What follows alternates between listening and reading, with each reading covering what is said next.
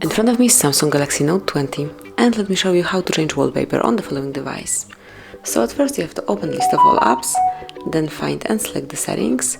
Here locate and open wallpaper right here, and then select the source that you would like to choose your wallpaper from. It can be one from My Wallpapers album, from your own gallery, or wallpaper services. I will pick My Wallpapers, so here you've got featured and also downloaded, but let me choose featured. And now just select the option that you would like to apply.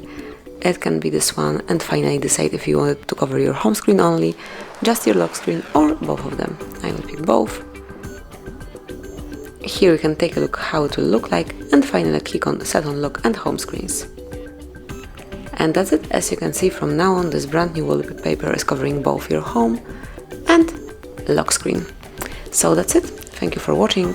Please subscribe our channel and leave the thumbs up.